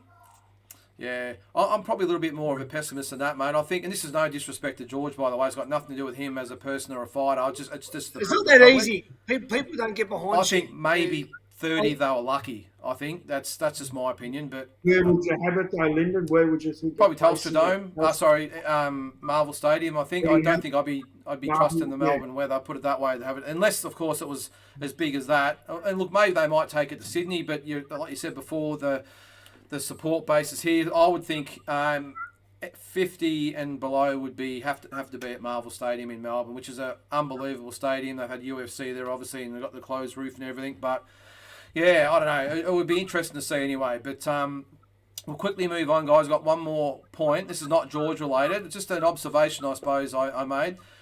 No Limit need to be careful balancing the big events with the footy cards. Now, I'm just bringing this up here. I love what No Limit are doing. I think what they've done so much for Aussie boxing. I just saw the comments on social media the other day when the whole Gallen thing came out, and we've talked about Gallen. It's no disrespect to him. He's doing what he's got to do. It's probably the whole situation. But when the 3x2 minute rounds came out, there were so many people saying we're paying $3 for George Kambosos' fight. We're going to pay $50 or $60 for this shit. This is bullshit. Pete, do you reckon they've just got to be a little bit careful the way they're marketing their cards and have that balance right to keep everyone happy? All the good work they do with Tim to what they do with the footy cards? No, look, I think numbers don't lie, and Gallen pulls big numbers. It's all about numbers, and he'll always pull his big numbers because he's a popular figure in Sydney and with NRL fans. So for numbers, if he pulls 20,000 pay-per-view buys at $50, that's $1 million in the pot. How can you knock that back? Yeah, no, yeah. It's not having a crack at No Limit themselves for what they're doing. I just, as I said, by the backlash they got, just to be a little bit careful. I heard Tank Davis and Lopez and Haney have arguments over who's got more Instagram fans. Yeah, which is ridiculous. Yeah. Look, it's just the way society is now. If you're going to put footy players on there to boost up the pay-per-views and get a few of the undercard boys popular as well, I'm all for it. Yeah, I think it's one of the day for.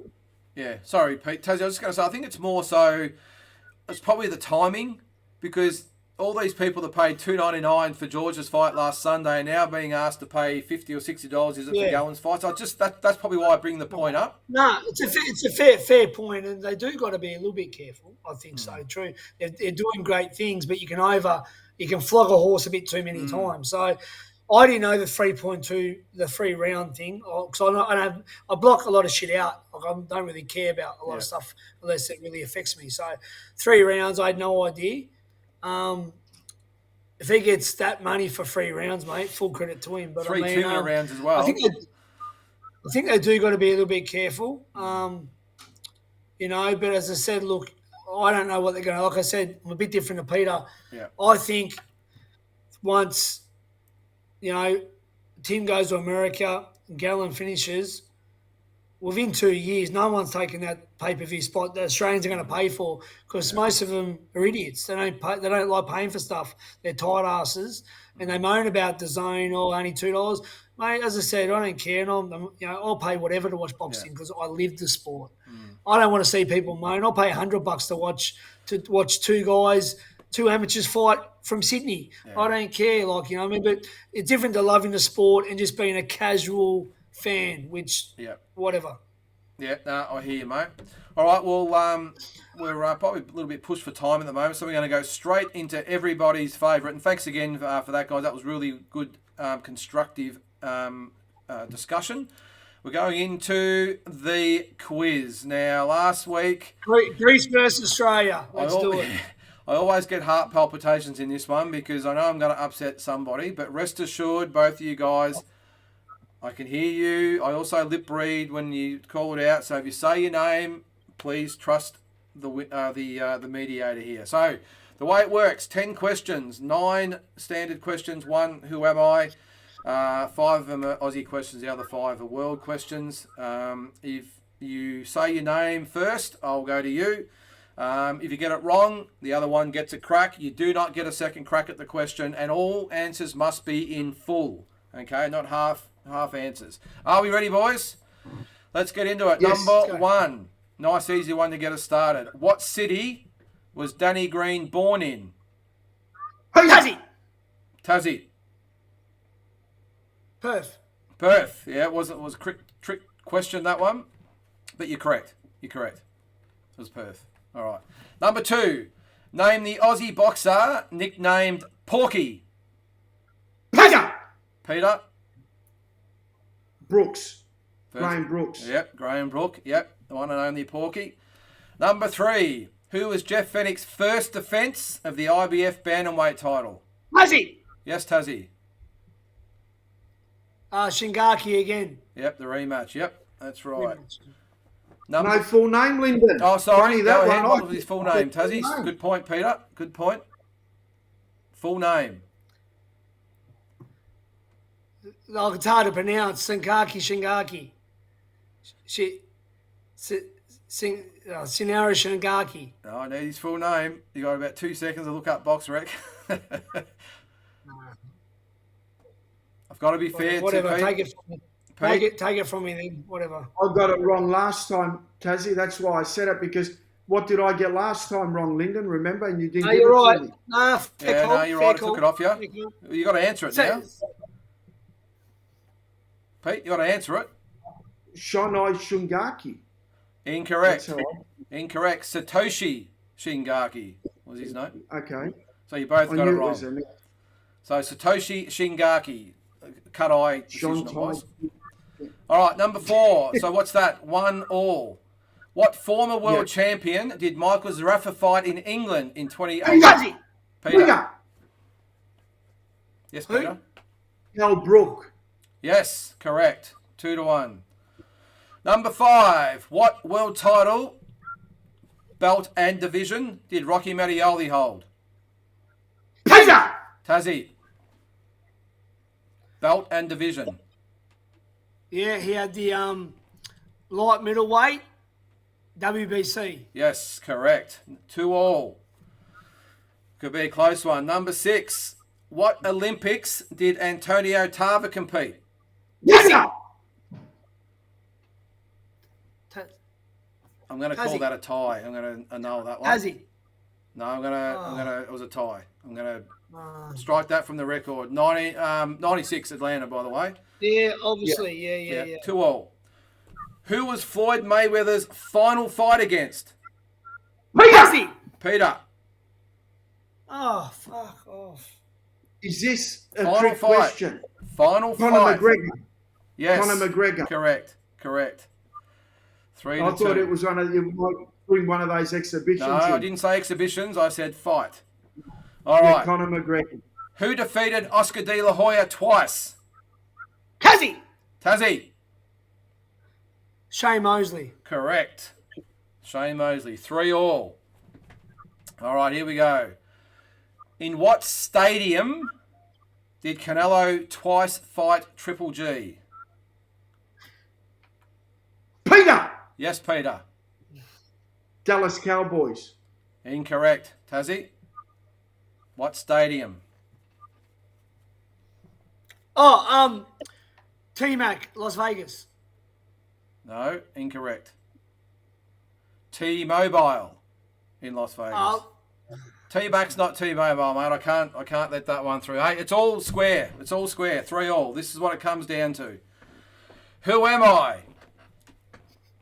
All right, here we go. Tassie, I can't go back to back. We don't know how much this is. This is another tiebreaker. All right, I've got a feeling this one's a little bit easy. I'm just waiting for I've got to look carefully here because I reckon it's going to be a pretty quick one. I was born on November 11th, 1973. After an amateur career that consisted of 130 wins and 15 losses and included appearances at the 1992 and 96 Olympics, I turned pro in December 1990. Tassie! Yes, Tassie. Robbie Peden. Correct. Robbie Peden. I didn't have a chance to go through it all. How'd you get that? Taz, good win. I didn't get the date of birth. November 11, What year was it? 1973. Yeah, I missed that Lyndon. bit. Yes. Lyndon. When you talk amateur and Olympics, mate, that's my bread and fucking butter, baby. But hang on, Justin Crawford was born the same year. He went to both Olympics, had a similar amateur record. I went with my heart, mate. All right, well, I'll just complete the It was, I know Crawford had more losses. Yeah, go. He had 16 straight wins before he had his first defeat in an IBF eliminator. After another defeat 4 fights later, he upset a highly ranked American, which was Nate Campbell, with a 5th round knockout to earn his shot. In front of his hometown crowd, he won the IBF title 8th round knockout, again against Nate Campbell. After losing his title in a unification fight at the MGM Grand, obviously against Barrera, was it? It was Barrera in Las Vegas. He had one more fight. Yeah, 2 years later and lost by an 8th round. He's known affectionately as Bomber, and he's Robbie Peden, and a big hello to Robbie Peden. Peter, down to a tiebreaker, mate. Down to a tiebreaker. Then we went to a tiebreaker. Back to back, close. These are becoming epic. Oh, mate. I had chills, mate. I don't know about you, mate. I couldn't let you go back to back, mate. I couldn't let you go back to back. Speaking about epic, our show's been epic tonight. It's probably been our longest show yet, so hopefully everyone's still hanging in there. But no, great show tonight, mate, and guys. And I really... George Kambosos, well done, mate. Yep, 100%, guys. More And importantly, Tyson, what you just did in the tiebreaker then against us, that was a massive win. You didn't get, that was a bit like... That was like Hardy versus Andres. That was epic. That was epic. I think I get more nervous than you guys, actually, because I'm the one that's got to cop the brunt of it. But look, great show tonight, guys. Thanks to Steve Dillard for coming on. I know he's a busy man. Congratulations again from everyone out there with George Kambosos. You are a legend, mate, and I just can picture all those Aussie young boxers around the country at the moment, probably not even just Australia, around the world, looking at this saying, hey, I can do this if I commit myself. So hats off to Team Cambosis, the whole team. No, well done. Well said, Lyndon. Yeah, awesome effort. All right, boys, thanks again, and we'll see you next week for another edition of Deep Dive. Shoeies.